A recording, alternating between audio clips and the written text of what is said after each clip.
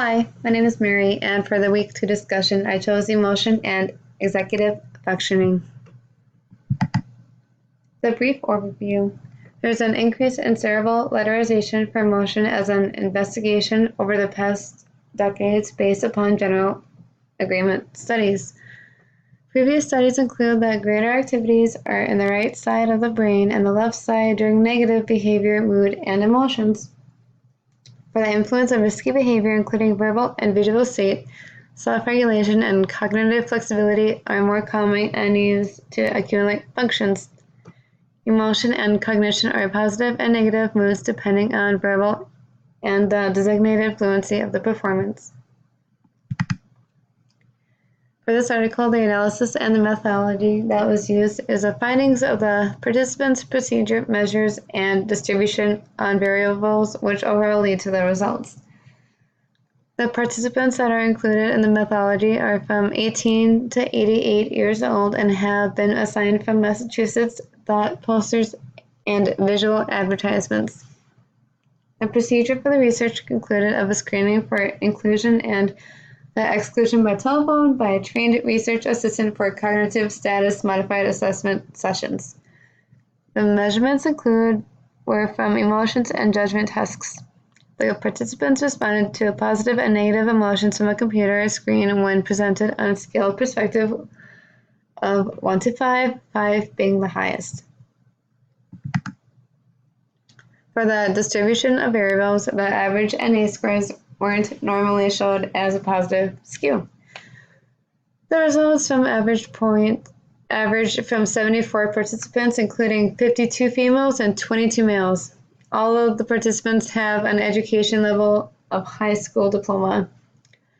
The independent variables depend on how the participants interact with the study from their personal perspective. The dependent variables are based from gender, location, education, and predicted outcome or statuses. The internal effects is self-reported effects that were strong, and the results were consistent for both variables. The results are based on variables such as verbal fluency, fatigue, persistence, mood, and emotions.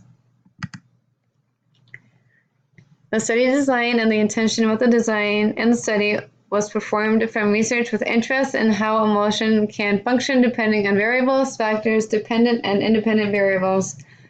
The study of the design was to articulate how the variables of positive reinforcement is from verbal communication daily, which affects fluency performance. If individuals are aware of their surroundings, knowledge and thinking abilities and cognition are increased with problem solving, are increasing from the mood that is constructed. The explanation of the results. In results, the explanation concludes that a more positive environment will increase the good moods that are affected in the brain system. When individuals are involved in less activities, the right part of the brain is more active with moods and emotions. And as a result, the frontal part is linked to emotions and experiences, but is also a middle for executive functions for self-connect, self-monitor, and learning. For the strengths and weaknesses of the study, the strengths indicate how actively affects various parts of the brain. The research and the methodology indicates that the results are produced from independent variables and dependent variables. For the weakness, if the research is selected from only a few types of individuals that have basic necessities for this type of research, the research can only be limited. From my professional and personal opinion, my suggestion to improve the research design or methodology would be to include a wider variety of candidates that have much more factors for research. Providing a base of independent applicants can process for a higher range of results and would be more professionally accessible. For the methodology to continue to research about how mental illness, behavioral illness, emotions can affect brain functions.